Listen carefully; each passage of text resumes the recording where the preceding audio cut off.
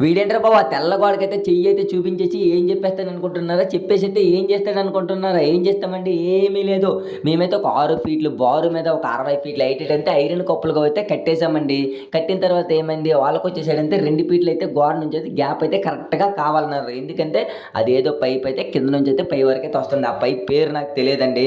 పోనీ లోన నుంచి సపోర్ట్ తీసుకుందామంటే ఇదొచ్చేసి హాస్పిటలు. మనమైతే లోనకెళ్ళడానికి అవ్వదు. లోన నుంచయితే సపోర్ట్ తీసుకోవడానికైతే అస్సలవ్వదండి. అందుకోసమే నేనేం చేశాను ఆ గోవ మీద ఉండే పైప్ అయితే నా కాలుతోనైతే గర్రనైతే లాగేసి అదే కాలుతోనైతే పైప్ అయితే టప్పనైతే పైకైతే లేపేసి నా చేయితోనైతే పైప్ అయితే పెట్టుకొని గోవ మీద అయితే పైప్ అయితే పట్టనైతే వేసిన గోడకైతే పైప్ అయితే టప్పనైతే దొన్నైతే పెట్టిన తోడైతే తీసుకున్న పైప్ అయితే గట్టికైతే బీడేసాను నా కాలు అయితే గోడకైతే దొన్నైతే పెట్టాను పొలనైతే ఏం గెలిచుకొని వాళ్ళకైతే ఇంకెంత గ్యాప్ కావాలి అంత గ్యాప్ అయితే గోవ అయితే బయటకైతే తోచేసి తోడైతే పైప్ అయితే గట్టికైతే కట్టేసాను ఇంకో తోడైతే తీసుకున్నా అవతల పైప్ అయితే తోడైతే గట్టికైతే కట్టేసాను ఇలాగే గోడకైతే దొన్ను పెట్టి 3 సపోర్ట్లు అయితే తీసుకున్నా నేనైతే గోవ నుంచి అయితే పుల్ అయితే కిందకైతే టపటపా దీపాను అలాగే కష్టపడుతున్నా కష్టం చూసి ప్లీజ్